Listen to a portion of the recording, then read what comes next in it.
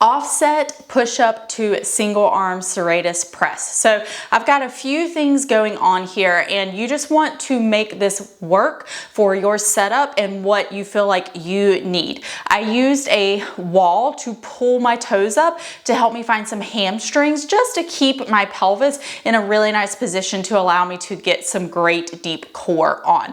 Now I am using my kettlebell. You can totally use a yoga block if that feels a little bit better for you. I do like to use something to raise one side of my body up so that I can really get a little bit more out of that serratus press at the end of the exercise. So to get set up for this, you're gonna have your kettlebell. This also really kind of feels badass. So anyway, just a word to the wise. You have your kettlebell, you're gonna pull your toes up the wall. You don't have to do the toes up the wall if you don't want to, but I do find that it just feels really nice and grounding and gives a little bit more stability. You can also do this on your feet, and I'll show you that variation at the end. So you're going to have your hand on the kettlebell, you're pulling your toes up the wall. I want you to go ahead and exhale.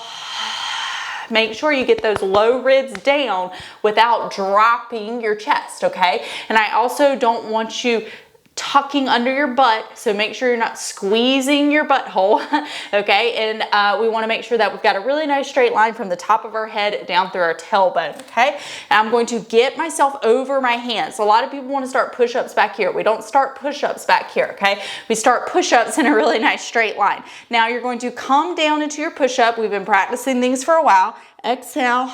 Now, in this top position, this is where things start to get a little bit tricky, but you got this, okay? You want to pick up your other hand. Don't lock this arm out, okay? Don't lock it out. Tiny, tiny bend. You're gonna pick up this hand, and I just kind of like to put it on my shoulder. It gives me a point of reference. Now from here, I'm going to push, push, push, push, push, push, push. Notice I didn't turn away. That's not what it is. It's more of a push, push, push, push, push, push.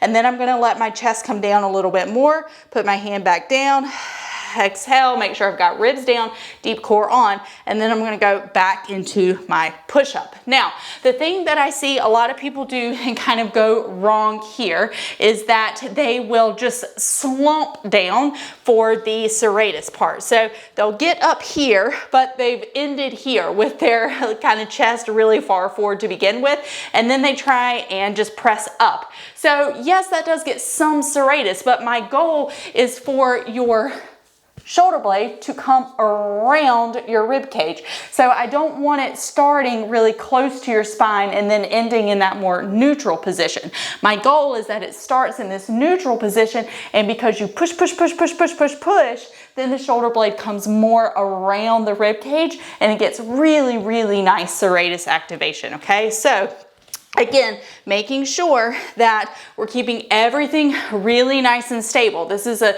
super tough anti-rotation exercise as well. So I don't want the hips twisting or the shoulders twisting, none of that nonsense right there. So you're gonna come down, exhale, up, touch, push, push, push, push, push, push, push, down, touch, down, up. It's as easy as that.